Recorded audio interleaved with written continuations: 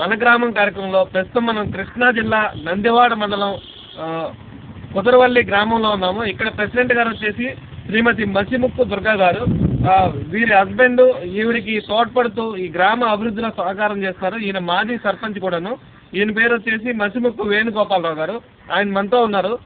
ఆయన అడిగి వారి మిస్సెస్ కి ఏ విధంగా గ్రామ అభివృద్ధిలో తోడ్పడుతున్నారో, ఈ గ్రామానికి ఏ విధంగా అభివృద్ధి చేస్తారో తెలుసుకుందాం.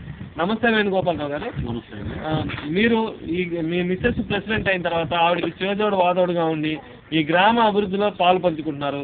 మీరు మీ మిస్సెస్ కలిసి ఈ గ్రామాన్ని ఏ విధంగా అభివృద్ధి చేస్తున్నారో చెప్పండి. సార్, నేను 2001 to 2006 సర్పంచ్గా చేశాను.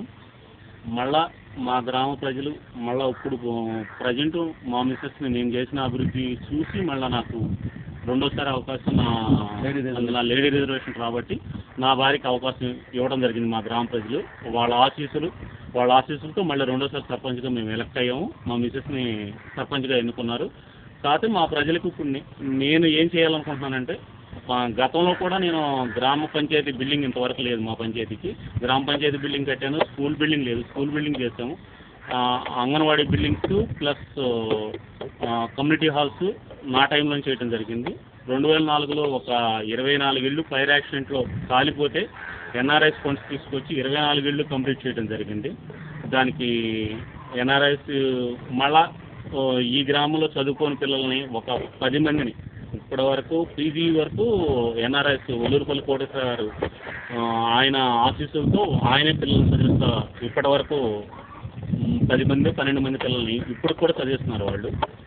నెక్స్ట్ ఇప్పుడు మేము 2006లో మళ్ళీ 2013లో మళ్ళీ మా మిస్సెస్ ఎలక్ట్ అయిన కాడి నుంచి మా గ్రామానికి మేము ప్రజెంట్ మేము చేయాలనుకున్న పనులు ఏంటంటే, గ్రామానికి ఫస్ట్ వాటర్ మేము చేయలేకపోతున్నాం. ఎందుకంటే నేను క్లియర్గా చెబుతున్నాను, వాటర్ మాకు విజయవాడ నుంచి వచ్చే వాటర్ మొత్తం చేప చెరువు వల్ల పొల్యూట్ అయిపోతుంది.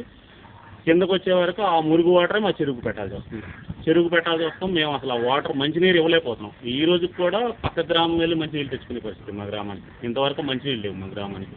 ఏదో స్నానం చేయడానికే వాటర్ ఇస్తున్నాం. అది కూడా 2,70,000 రూపాయలు మా పంచాయతీ ఆదాయం. 1722 మంది జనాభా, 1324 ఓటింగ్ మాది.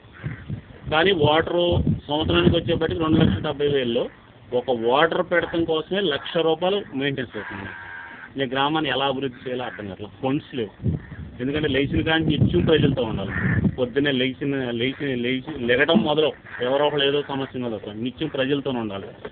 మెయిన్ మాకు గవర్నమెంట్ కూడా మాకు చేయాల్సింది ఏంటంటే, ముందు శాలరీస్ ఇవ్వాలి ప్రతి సర్పంచ్కి. మొత్తం స్టేట్లో ఉన్న సర్పంచ్ ప్రాబ్లం అంతా ఇది నేను చెబుతున్నాను. ఎందుకంటే అందరూ చెప్పలేకపోవచ్చు.